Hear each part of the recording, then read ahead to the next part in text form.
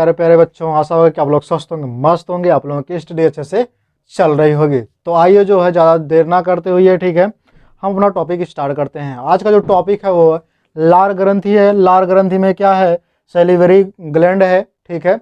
तो ये लार ग्रंथि कितने होते हैं ये हम पहले समझते हैं। तो लार ग्रंथि जो होता है ये 3 जोड़ी होता है। कितना होता है? 3 जोड़ी होता है। लार ग्रंथियों की संख्या कितनी होती है? 3 जोड़ी लार होते हैं। कितने होते हैं? 3 जोड़ी क्या होती हैं? लार ग्रंथियां होती हैं, जिसको आप बोलते हैं लाला ग्रंथि। लार ग्रंथि को क्या बोलते हो? लाला ग्रंथि भी कहते हो, ठीक है। क्या कहते हो? लाला ग्रंथि भी कहते हो लार ग्रंथि को। किसको? लार ग्रंथि को, ठीक है। अब लार ग्रंथियां कितनी होती हैं? 3 जोड़ी, यानी कि 6 होती हैं। कितनी होती हैं? 6 होती हैं।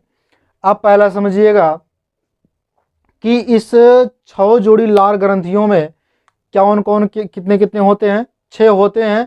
3 इधर, 3 इस साइड, 3 इस साइड, 3 इस साइड। तो देखो पहला आपका होता है यहाँ पे क्या, पहली लार ग्रंथि जो है वो है पैरोटिड ग्रंथि है। क्या है? पैरोटिड ग्रंथि है। ये आपकी पहली हो गई। कौन हो गई? पहली। पहली क्या है आपकी? पैरोटिड ग्रंथि है। दूसरी आपका है सबमंडिबुलर ग्रंथि। दूसरी आपका क्या है? सबमंडिबुलर ग्रंथि। दूसरी आपका क्या है? सबमंडिबुलर ग्रंथि। और तीसरी आपका है सबलिंगुअल, सबलिंगुअल ग्रंथि है। ये आपका तीसरा हो गया, ठीक है। अब क्या है, ये ग्लैंड में सब हैं, ठीक है। सबके अपना अपना नाम है। हिंदी में भी, हिंदी में आप ऐसे भी लिख सकते हो, इंग्लिश भी लिखा वही चीज़ हिंदी में इसको लिख दिया गया, ठीक है। अगर इसका हिंदी में नाम जाना चाहते हो तो हिंदी में पहला नाम जो होगा ये आपका कर्णमूलीय ग्रंथि होगा। इसको हिंदी में कहते हैं कर्णमूलीय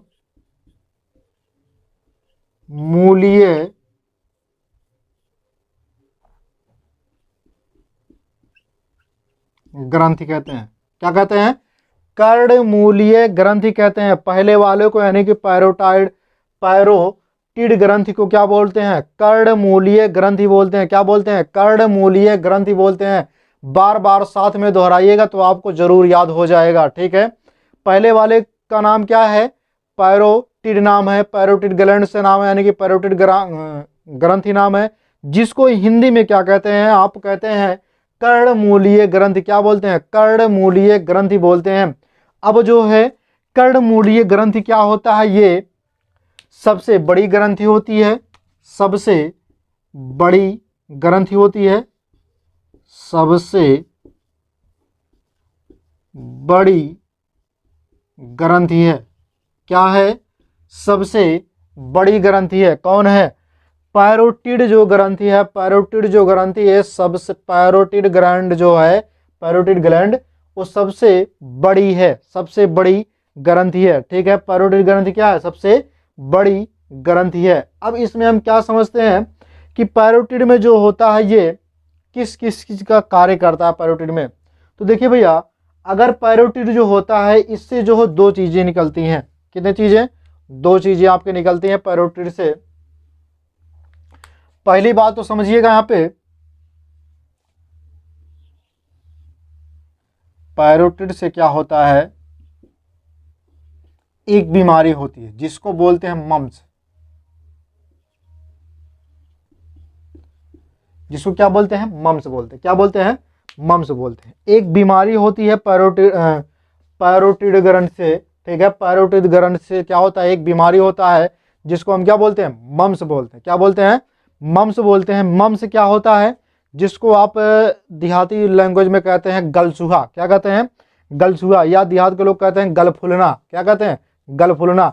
जब कोई लड़की आपसे गुस्साती है, या कोई भी लड़कियां जब गुस्साती हैं तो क्या करती हैं? ऐसे मुंह बना लेंगी, है ना। तो फुला के वैसे मुंह बना लेंगी। तो एक चीज क्या होता है, इसको बोलते मतलब गालों को निकालना, गलसुआ कहते हैं। जो चीज है आप गर्म पट्टी लगा करके जो है, जिसको मतलब बोलते हैं बैंडेड दे के, ठीक है। तो उसको क्या करते हैं, वहां पे लगा करके जो छेद होता है, ठीक है, मतलब बड़ा सा होता है पट्टी, उसको लगाने के बाद गलसुआ क्या होता है? ठीक हो जाता है, ठीक है। तो इससे क्या होता है? एक बीमारी होती है जिसको क्या बोलते हैं? गलसुआ बोलते हैं। क्या बोलते हैं? गलसुआ, यानी कि मम्स एक बीमारी होती है। फिर उसके बाद क्या है, ये सांप के जहर को क्या करता है, जो सर्प का जहर होता है, किसका जहर, सर्प का जहर,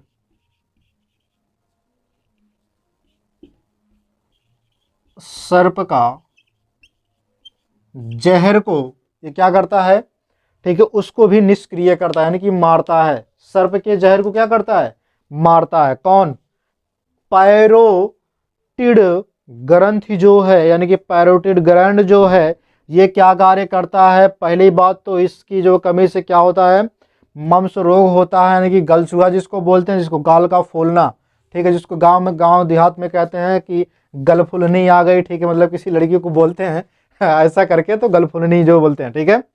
तो उससे क्या होता है कि गलछुआ नाम की एक बीमारी हो जाती है। और दूसरी बात यह कि सांप का जहर को जो है ये जो ग्रंथि होती है, ठीक है, इससे जो लार निकलते हैं वो मारने का कार्य करती है। इतनी बातें क्लियर हो गई। फिर उसके बाद आते हैं सब मैंडिबुलर ग्लैंड पर। किस पे आते हैं, सब मैंडिबुलर ग्लैंड पर, यानी इसका जो हिंदी नाम क्या है ये भी जान लेते हैं।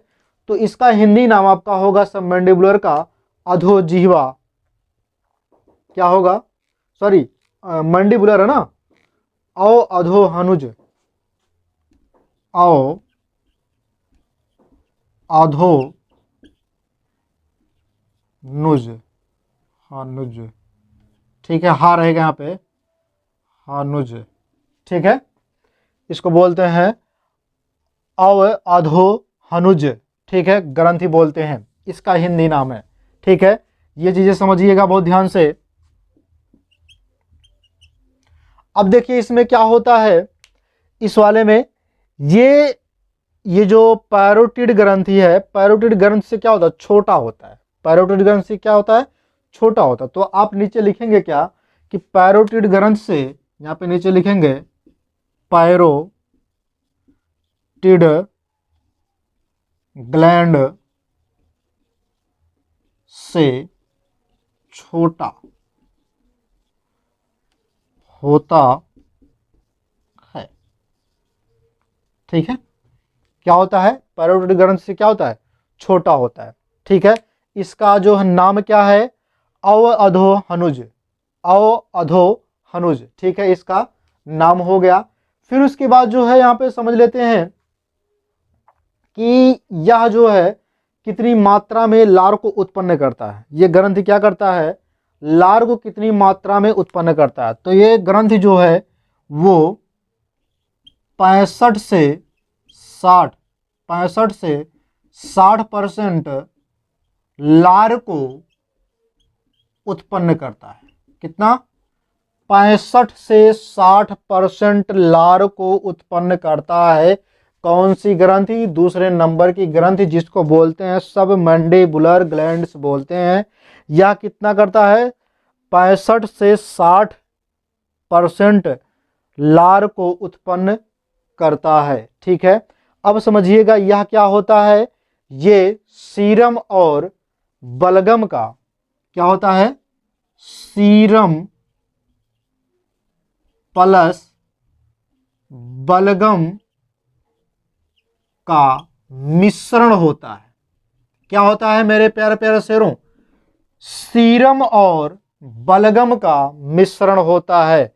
कौन, ये सब मैंडिबुलर क्या होता है, सीरम और जो है बलगम का मिश्रण होता है। तो आप देखते होंगे कि जब कोई बुढ़ा जो है रहता, जब खेखार के थूकता है तो क्या निकलता है, बलगम टाइप बाहर निकलता है, ठीक है, ऐसे करते ना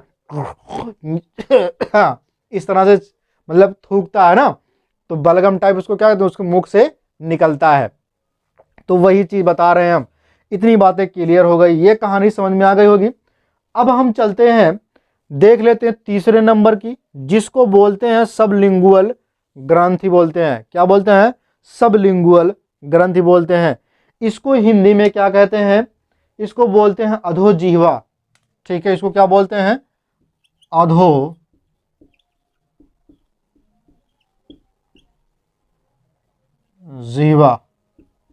ठीक है, ग्रंथ, ठीक है। ये हो गया हिंदी इसकी। अब इसमें समझते हैं हम कि इसका कार्य क्या होता है। यह जो है लार का 5%, मतलब 5% लार देता है। कितना परसेंट? 5% लार को देता है। क्या करता है? 5% लार को देता है। यह जो है सबसे छोटी, अगला पॉइंट लिखिएगा कि सबसे छोटी ग्रंथि है। तो सबसे बड़ी कौन है? सबसे बड़ी आपका है पैरोटिड। सबसे छोटी कौन है? सब लिंगुअल ग्रंथि। ठीक है। अब उसके बीच वाली कौन है? सब मैंडिबुलर ग्रंथि। इतनी बातें क्लियर हो गई। अब हम समझते हैं यह उत्पन्न कहां से होता है, यानी किसकी मदद से? तो डक्टम की मदद से। क्या होता है? डक्टम। किसकी मदद से? डक्टम। डक्टम की मदद से उत्पन्न होता है। डक्टम की मदद से क्या होता है? उत्पन्न होता है। कौन? सबलिंगुअल ग्रंथि डक्टम की मदद से उत्पन्न होता है। इतनी बातें आपको क्लियर हो गई। और दूसरी बात यह कि ये श्लेष्मा के आकार का होता है, जो चिपचिपा होता है। कैसे होता है? श्लेष्मा टाइप और चिपचिपा होता है। यहाँ पे लिख लीजिएगा ऊपर कि ये श्लेष्मा के श्लेष्मा प्लस चिपचिपा, श्लेष्मा प्लस चिपचिपा होता है। ये चीज है। ठीक है। अब देखिए भैया, ये होते कहाँ हैं, यानी पाए कहाँ जाते हैं, इसको समझते हैं। तो ये कहाँ पाए जाते हैं, पहले इस चीज को समझिएगा ध्यान से। पहला जो आपका है पैरोटिड ग्रंथि, ये आपके कान के नीचे जो होता है यहां पर पाया जाता है। यहां पर देख रहे होंगे ये वाला हिस्सा, ये यहां पे पाया जाता है, कान के नीचे, कर्णपल्लव के नीचे। ठीक है। अब उसके बाद समझिएगा, इसलिए इसका नाम है कर्णमूल, कर्णपल्लव भी कहा जाता है, कोई दिक्कत नहीं है उसमें। फिर उसके बाद है सब मैंडिबुलर। कहाँ होता है? सब मैंडिबुलर यहां आपका होता है। ठीक है, यहाँ पे, इसी के नीचे जस्ट यहाँ पे होता है, एक साइड में यहाँ पर। उसके बाद फिर आता है आपका सबलिंगुअल ग्रंथ। ये आपके जबड़े के नीचे यहाँ होता है, जबड़े के नीचे। ये एक साइड का हो गया, इधर भी होता है, वही चीज है, इधर भी और इधर भी। ठीक है, इस साइड जबड़े के नीचे, ये कहाँ हो गया? ये तीसरा वाला हो गया, और उसके बाद दूसरा वाला यहाँ हो गया, फिर उसके बाद पहला वाला आपका यहाँ हो गया। ठीक है, इतनी बातें क्लियर हो गई होगी। अब इसमें समझते हैं कि लार में क्या होता है। ठीक है, लार को समझ लेते हैं, है ना। तो लार में देखिए भैया, जो छोटे बच्चे होते हैं, क्या होते हैं? छोटे बच्चे, छोटे बच्चे, उनमें लार जो होता है बहुत ज्यादा होता है। क्या होता है? बहुत ज्यादा होता है। ठीक है, छोटे बच्चों में बहुत ज्यादा लार हो निकलते हैं। जैसे आप देखते होंगे गांव घरों में जो मतलब बच्चे पैदा होते हैं, तो जब कुछ मतलब दांत उनके निकलने लगते हैं, तो हल्का फुल्का जब मतलब जैसे जवना आ जाता है, तो लार बहुत चुआते हैं वो। ठीक है, और जब खेलते कूदते रहते हैं, मतलब जैसे धूल में लपेटे रहते हैं, तो क्या होते हैं वो, उस समय उनमें जो है धूल, जो मिट्टी लगे होते हैं, उनमें लार जो है बहुत अधिक मात्रा में पाया जाता है, ताकि वो लार को चुआते रहें और उनके जो कीटाणु हैं वो मरते जाएं। ठीक है, इसलिए लार उनमें क्या होता है, बहुत अधिक पाया जाता है, ताकि वो लार को चुआते जाएं। कैसे चुराते हैं? आप देखते होंगे कि लार को वो जो है ऐसे मोबाइल ऐसे करके चढ़ेंगे ना, आप लोग भी ऐसे किए होंगे। ठीक है, तो क्या करते हैं, ऐसे पूरा एकदम पूरा मुंह भर लभराया रहता है, मतलब यहाँ से यहाँ तक। उसके बाद चलते रहते हैं, ऐसे करते रहते हैं, है ना, ऐसे करते रहते हैं। तो क्या होता है, जो मतलब मिट्टी लगी होती है, धूलकण, वो क्या होते हैं, धीरे धीरे उसमें के जो कीटाणु होते हैं, बैक्टीरिया होते हैं, वो मर जाते हैं। ठीक है, इसीलिए लार सबसे ज्यादा पाया जाता है। फिर उसके बाद अगर हम बात करें, तो एक दिन में लार जो होता है वो 1.5 लीटर निकलता है। कितना निकलता है? 1.5 लीटर जो है लार निकलता है। कितना निकलता है? एक दिन में 1.5 लीटर लार जो है वो निकलता है। कितना लीटर? 1.5 लीटर। अब हम समझ लेते हैं कि लार में कितने इंजाइम पाए जाते हैं, हम ये समझते हैं। तो लार में भैया 4 प्रकार के इंजाइम पाए जाते हैं। कितने प्रकार के? 4 प्रकार के एंजाइम पाए जाते हैं। तो इसको जो है आप स्क्रीनशॉट ले चुके होंगे या फिर लिख लिए होंगे, तो इसको हम रफ करें, फिर उसके बाद आगे देख लेते हैं ना इस टॉपिक को। मेरे ख्याल से जो टॉपिक पढ़ाई जा रही होगी आप लोगों को समझ में आ रहा होगा एकदम अच्छे से, ठीक है। फिर भी अगर समझ में नहीं आ रहा है तो आप जो है कमेंट बॉक्स में उसको बताते चलिएगा, ताकि मैं आपको जो है और सरल भाषा में इसको मैं समझा सकूं, ठीक है। वैसे जहां तक उम्मीद मैं ये करता हूं कि जो भी पढ़ाऊं एकदम सरल भाषा में और देहाती लैंग्वेज में हो।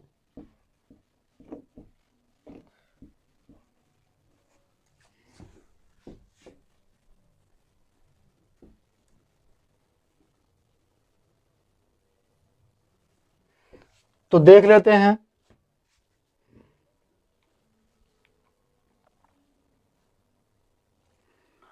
अब हम देख लेते हैं यहाँ पे लार में एंजाइम कितने होते हैं। लार में एंजाइम कितने होते हैं, सेलिवेरे में एंजाइम कितने हैं, क्या होते हैं, एंजाइम, ठीक है। तो हमने अभी क्या बताया है कि 4 प्रकार के एंजाइम होते हैं। कितने प्रकार के, 4 प्रकार के। पहला हो गया, दूसरा, उसके बाद आपका तीसरा, फिर उसके बाद चौथा, ठीक है।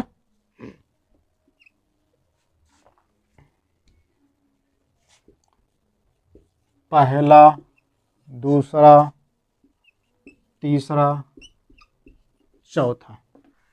पहला आपका क्या होता है, पहला आप जिसको बोलते हैं टाइलिन, क्या बोलते हैं, टाइलिन, क्या बोलते हैं, टाइलिन। और टाइलिन को कभी कभी बोला जाता है एमाइलेज, क्या बोला जाता है, एमाइलेज, ठीक है। इसलिए जब कभी भी एमाइलेज आ जाएगा तो कंफ्यूज मत होइएगा, ठीक है, क्योंकि एक बार पूछा गया था बोर्ड के पेपर में, तो इस बात को ध्यान में रखिएगा। और टाइलिन से क्वेश्चन जरूर पूछेगा, ये आपका बहुत ही इंपॉर्टेंट है, ठीक है। उसके बाद दूसरा आपका क्या आता है, दूसरा आपका आता है डायस्टेज, क्या आता है,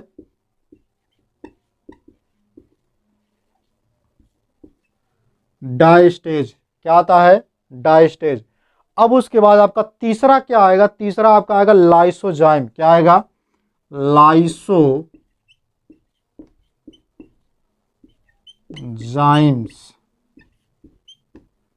क्या आएगा, लाइसोजाइम्स। अब चौथा आपका क्या आएगा, म्यूलिन आएगा, क्या आएगा, म्यूलिन, म्यूलिन, क्या आएगा, म्यूलिन, ठीक है। ये 4 प्रकार के आपके ग्रंथि हो गए। अब इसमें समझते हैं कि क्या क्या होता है, इसमें क्या क्या कंडीशन होती हैं। ये जो होता है टाइलिन और डायस्टेज, टाइलिन और डायस्टेज क्या करते हैं, समझिएगा बात को, ये स्टार्च को पचाते हैं। किसको पचाते हैं, स्टार्च, किसको पचाते हैं, स्टार्च को पचाते हैं। अब स्टार्च को क्या बोलते हैं हिंदी में, इसको बोलते हैं मंड, क्या बोलते हैं, मंड बोलते हैं, क्या बोलते हैं, मंड। अब मंड किसको कहा जाता है, जिसको आप क्या बोलते हैं, चोकर, क्या बोलते हैं, चोकर बोलते हैं, क्या बोलते हैं, चोकर। आप सब भी खाए होंगे चोकर, ठीक है। अगर आप चोकर नहीं समझते होंगे तो समझिएगा बात को, आटे में, आटे को जब चलनी से चालते हैं उसको, तो उसमें से भी चोकर हल्के फुल्के आप देखते होंगे ऊपर निकल, मतलब ऊपर भी निकलते हैं चोकर। उसको जो आप बड़े वाले चोकर होते हैं उसको क्या करते हैं, आप फेंक देते हैं। जो छोटे छोटे चोकर होते हैं वो क्या आटे में मिल जाते हैं और उसको सान करके आप रोटी बना करके खाते हैं। तो उसका पाचन कौन करता है, इसी चीज़ को हमको बताना है। तो उसका पाचन कौन करता है, वो टाइलिन और डायस्टेज जो होता है, ये दोनों उसी का पाचन करते हैं। तो चोकर से जो क्या बनता है, ये दवाओं की जो कैप्सूल होती है, किसकी कैप्सूल, दवा की जो कैप्सूल होती है वही बनता है। चोकर से क्या बनता है, दवाओं की कैप्सूल, क्या बनता है, दवाओं की कैप्सूल की ऊपर की जो कवर होती है, जिसको आप बोलते हैं प्लास्टिक टाइप। जैसे कैप्सूल होती है ना, तो उसके ऊपर एक कवर लगी होती है, तो उसका किसका बनता है, वो स्टार्च का यानी कि चोकर का वो बनता है। ठीक है, इतनी बातें क्लियर हो रही होगी आप लोगों। ठीक है, जब भी आप रोटी को खाइए तो उसको कूच कूच के खाइए। कूच कूच के खाने से ये होता है कि अगर आप उसको खाएंगे अच्छे से तो क्या करेगा, अच्छे से लबड़ाएगा। ठीक है, यानी कि मिलेगा अच्छे से। जब वो अच्छे से लबड़ाएगा तो क्या होगा, मिलने के बाद तो ये जो होगा टाइलिन और डायस्टेज, ये जो है उसको पचाने के लिए भी अच्छे से कार्य करेंगे। अब पता लगे भैया आप थरिया बैठो कहीं सोच रहे हो और लीलते चले जा रहे हो, चले जा रहे हो, तो क्या होगा, वो कहाँ जाएगा वो। ठीक है, तो वही प्रक्रिया बाद में होगी कि मेरा पेट दर्द कर, मायरे मुँह पेट दर्द कर दबा, तब ऐसे सब करोगे तो ये सब दिक्कतें आएंगी आपके में, है ना। तो इसके बाद क्या समझते हैं, लाइसोजाइम क्या होता है समझिएगा। लाइसोजाइम से हम कुछ समझते हैं, है ना। लाइसोजाइम क्या करता है, कीटाणु को मारता है। क्या मारता है, कीटाणु को, कीटाणु को मारता है, जिसको बोलते हैं क्या, जर्म, जम्स बोलते हैं। ठीक है, कीटाणु को क्या करता है, मारता है। लाइसोजाइम में सबसे ज्यादा बच्चों में अधिकतर पाया जाता है, ताकि ये जो है जब बच्चे खेलते रहते हैं छोटे बच्चे तो कीटाणु को मारते रहे, इसीलिए जो लाइसोजाइम क्या होता है, बच्चों में ज़्यादा पाया जाता है। हालांकि आप सब में भी पाया जाता है, लेकिन जो आप जो जैसे सांस लेते हैं, अब आप सोच रहे होंगे कि सर हमारे शरीर में कीटाणु कहाँ से प्रवेश करते हैं, तो जब बिना हाथ धोए भैया, बिना नाखून काटे, नाखून वैसे रखे हो, पता लगे गंदा उंदा कहीं से आए, उसके बाद आप खाना खाने लगे तो क्या जाएगा, कीटाणु जो अंदर में जाएंगे कि नहीं, नाखून के जरिए से, है ना।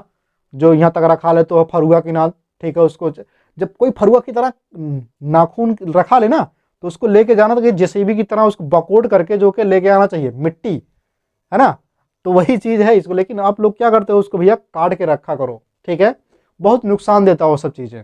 ठीक है, खासकर ये लड़कियों की फैशन ज़्यादा होती है, वो बहुत बड़े बड़े रखते हैं नाखून को। ठीक है, अब उसके बाद आता है म्यूलिन। म्यूलिन क्या करता है, ये भोजन को क्या करता है, चिपचिपा बनाता है। क्या बनाता है, भोजन को चिपचिपा बनाता है। किसको बनाता है, भोजन को क्या बनाता है, चिपचिपा बनाता है, ताकि निगलने में आसानी, ठीक है, आसानी हो। समझ रहे हैं ना, निगलने में आसानी हो, ताकि उसको आसान से जो है उसको निगल लिया जाए। तो भैया आज की टॉपिक यहीं तक ये समाप्त होती है, फिर मिलेंगे अगले वीडियो में और नए टॉपिक के साथ, जो आपको ये पढ़ाना है ग्रास नली। तो ग्रास नली जो है अगले टॉपिक में लेके आएंगे हम, ग्रास नली। तब तक के लिए आप लोग स्वस्थ रहिए, मस्त रहिए और अच्छे से पढ़ते रहिए। क्या पता कब मुलाकात होगी और कब कहाँ हम होंगे, कोई पता नहीं होगा। ठीक है, हम होंगे कि नहीं होंगे कोई पता नहीं है, लेकिन जब तक रहूँगा तब तक आप लोगों को फ्री में कंटेंट मिलता ही रहेगा। ठीक है, जय हिंद।